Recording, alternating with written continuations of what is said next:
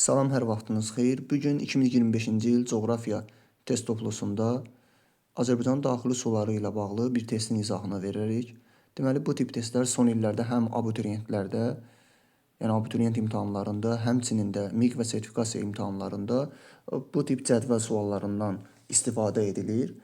Biz də bugün bu testin ən rahat, yəni asan yoluna necə işləmək lazımdır, onu izah edərik.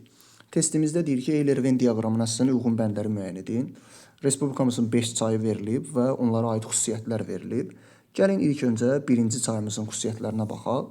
Birinci çayımızın birinci xüsusiyyəti budur ki, C, yəni Kürün sol qolunu təşkil edir. Digər xüsusiyyət isə tranzit çay hesab olunur.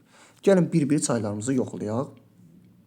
Ordubad çay Kürün sol qolu yox, Kürün sağ ikinci dərəcəli qoludur, yəni Arazın sol qoludur. Ona görə Ordubad çay olmaz. Sonra Tərtərçay Kürün sol yox, sağ qoludur. Ona görə Tərtərçay da olmaz. Ağsuçay Kürün sol qoludur, amma Ağsuçay bizim tranzit çayımız hesab edilmir. Ona görə Ağsuçayı da götürə bilmərik. Ağsuçay da olmaz. Qanıqçay Kürün sol qoludur, həmçinin də tranzit çaydır. Həmçinin də Qanıqçay sərhəd çayıdır. Ona görə bura Qanıqçayı yaza bilərik. Yəni 1-ə 4. Digər çayımız isə Balakən çaydır ki, Balakən çay Kürün ikinci dərəcəli sol qollarından hesab edilir. Yəni Qanıqçayın qoludur. Lakin tranzit çay deyil. Ona görə Balakən çayı götürə bilmərik. Yəni birinci xüsusiyyətimizə, birinci çayımız yalnız Qanıqçay ola bilər. İkinci çayımıza baxaq. A və F verilib. Kürün sağ qolunu təşkil edir və eyni adlı inzibati rayonun ərazisindən axır. İlk olaraq Ordubad çaydır. Ordubad çayı dediyimiz kimi Kürün ikinci dərəcəli sağ qoludur. Yəni yaza bilərik əslində Ordubad çayı bu siyahıya yaza bilərik. Daha sonra Tərtərçay verilib. Tərtərçay bildiyimiz kimi Kürün sağ qoludur. Yəni birbaşa Kürün sağ qoludur və eyni adlı inzibati rayonun ərazisindən də keçir. Ona görə bu doğrudur. Ağsuçay olmaz, Kürün sağ qolu hesab edilmir. Daha sonra Qanıqçay Kürün sol qoludur, o da olmaz. Balakənçay da Kürün yəni sol qoludur, o da olmaz. Ona görə ikinci fikrimizə də ancaq 1 və 2 uyğun gəlir. Lakin yenə deyirəm ki, Ordubad çay birbaşa,